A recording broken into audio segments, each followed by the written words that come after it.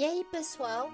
Hoje nós vamos falar sobre o Rei Bruxo e o Reino de Angmar. Antes de começar, deixem um like e se inscrevam no canal. Tendo dito isso, vamos falar mais sobre esse reino maldito e sobre a ameaça que ele representou para os povos livres de Eriador. O antigo reino de Angmar se situa no nordeste de Eriador, próximo às montanhas que levam este mesmo nome, que significa a Casa do Ferro. Ao sudoeste da região se situam os antigos territórios de Arnor, que incluem as Colinas do Vento.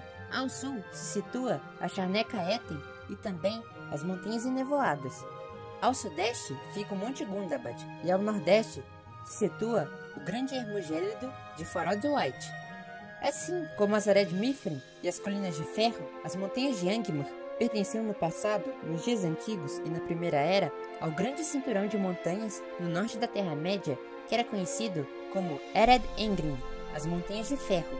Estas montanhas foram forjadas por Melkor, chamado mais tarde por Fëanor de Morgoth, o primeiro Senhor do Escuro, como muralha para as malditas terras de Dor Daidalos, que ele governava no passado. Após o fim da Primeira Era, com a Guerra da Ira e a queda de Morgoth, as regiões remanescentes das Ered Engrin se tornaram menos hostis, e a região de Angmar acabou sendo colonizada pelos Anões de Gundabad, que construíram várias minas em suas montanhas. Porém, após a queda de Gundabad, a região passou a sofrer com os ataques de orcs, e em algum momento do início da Terceira Era, os anões se mudaram, buscando segurança nas Colinas do Vento, onde eles abriram novas minas.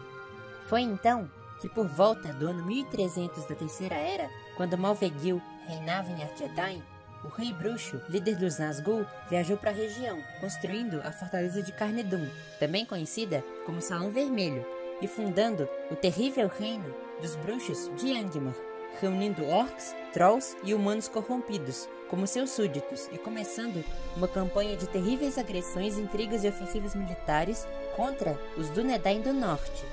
Se aproveitando das divisões entre os três reinos dos Dúnedain, o Rei Bruxo começou a espalhar sua influência sobre as realezas de Rhudaur e Cardolan, fomentando intrigas e tentando colocar estes reinos contra Arthedain.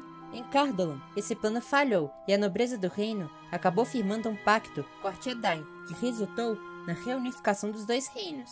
Porém, em Rhudaur, o Rei Bruxo conseguiu corromper o rei, o estimulando a atacar Arthedain e a declarar guerra contra o rei Argeleb I, em 1356. As forças de Rhudaur se lançaram contra as Colinas do Vento, auxiliadas pelas forças sombrias de Angmar.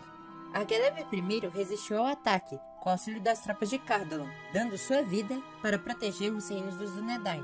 Porém, o Rei Bruxo não se aplacou com a derrota, já que esta seria a primeira de várias investidas, cada vez mais poderosas, contra os reinos dos Dúnedain, para cumprir seu verdadeiro objetivo, enfraquecer os povos livres da Terra-média para preparar o futuro retorno de Sauron. Deste modo, em 1409, o Rei Bruxo lançou uma grande ofensiva contra Arthedain, não sem antes bloquear Valfenda com um cerco, sendo auxiliado pelos seus aliados de Rhudaur, e impedindo que as forças de Elrond corressem em auxílio de Arthedain e Cardolan. A guerra foi feroz, e o Rei Bruxo derrotou Arveleg I, filho de Argeleb I, no topo do vento, incendiando a fortaleza.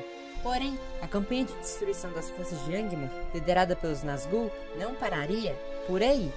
Todo o norte de Cardolan foi devastado pela invasão, e a cidade de Tir-Ngotad acabou sendo destruída em um implacável cerco.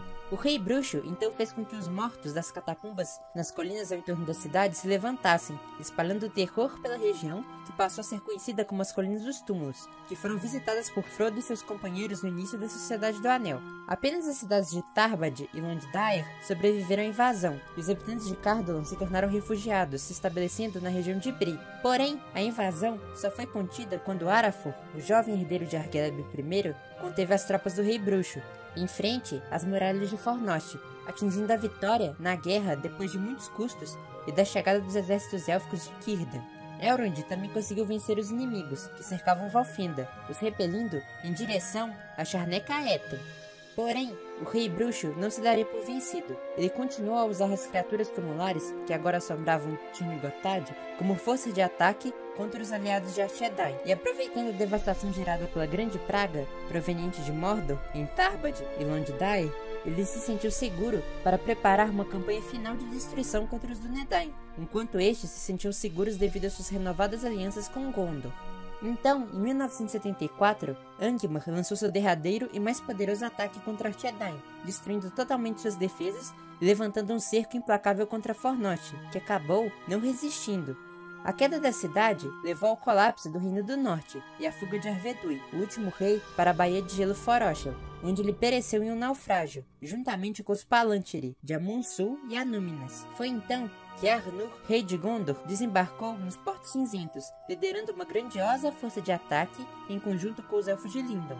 Já Elrond enviou Glorfindel, herói da Primeira Era e retornado das Terras Imortais, para liderar as tropas de Valfenda contra o Rei Bruxo.